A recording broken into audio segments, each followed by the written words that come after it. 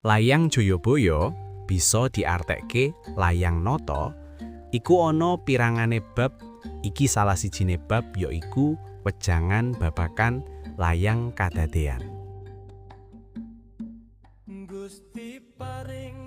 Wejangan kanggo mangerteni marang kuasaning Gusti, nyiptakake kahuripan kang ana ing jagat iki. 1.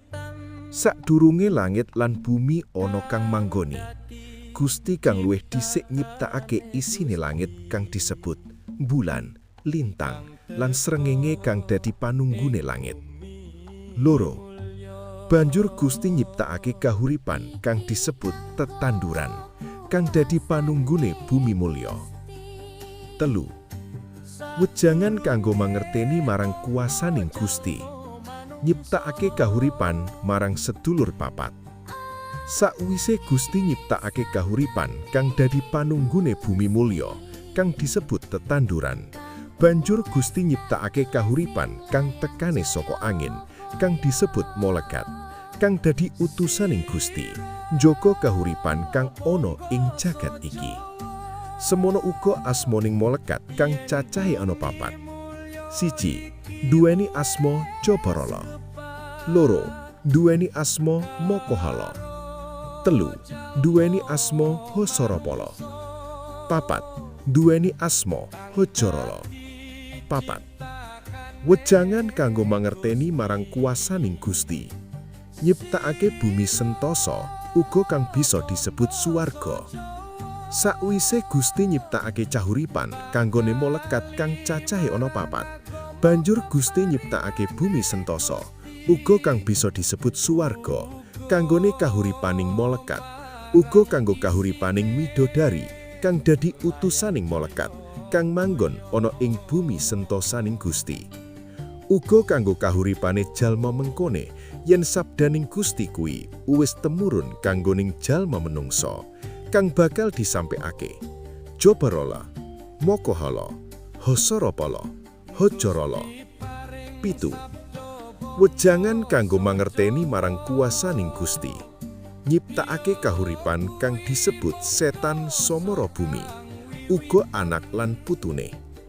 Sakwise Gusti nyiptakake bumi sentosa kang dadi panggonane Jabarala, Mokohala, Hosarapala, Hojarala, uga para midodari.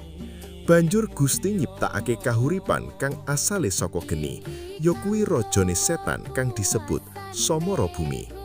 Lan iki uga bisa disebut kahuripane jalma setan kang wiwitan, kang teka njaga kahuripan ana ing bumi mulya kene saka printahing Gusti. 6. Wejangan kanggo mangerteni marang kuasaning Gusti, somara bumi, nyiptakake bumi sentosa uga kang bisa disebut neraka. Sakwise Gusti nyiptakake setan kang asmane somara bumi, kang duweni kuwasa sakwise Jabarala, Mokohala, Hosarapala, Hojarala, banjur somara bumi ngetokake kuwasane nyiptakake bumi sentosa kanggo kahuripane jalma kang melu marang dalane somara bumi ana ing bumi mulya kene. Banjur Gusti nyiptakake jalma kewan. 7. Wejangan kanggo mangerteni marang kuasaning Gusti, nyiptakake jalma menungsa Jawa kang wiwitan teka ngidak bumi mulya kene. Sakwise Gusti nyiptakake langit lan bumi sarta isine, banjur teka sabdaning Gusti kang keri dhewe, nyiptakake kahuripan kanggone jalma menungsa Jawa. 1. Butine kahuripan kang nunggu Jabarala. 2. Rasane kahuripan kang nunggu Mokohala. 3. Pikirane kahuripan kang nunggu Hosarapala. 4. Sukmane kahuripan kang nunggu Hojarala. Banjur metu sabdaning Gusti kanggoning Jabarala, Mokohala, Hosarapala, Hojarala kanggo nulis sabdaning Gusti ana ing layang Jayabaya. 8. Wejangan kanggo mangerteni marang kuasaning Gusti, nyiptakake kahuripan lan saisine kang ana ing jagat iki. 1. Langit lan bumi. 2. bulan, lintang, srengenge. 3. Tetanduran. 4. Suwarga. 5. Molekat, Jabarala. 6. Mokohala. 7. Hosorapala. 8. Hojarala. 9. Setan Samara Bumi. 10. Samara Bumi nyiptakake neraka. 11. Jalama kewan. 12. Jalama menungso Jawa.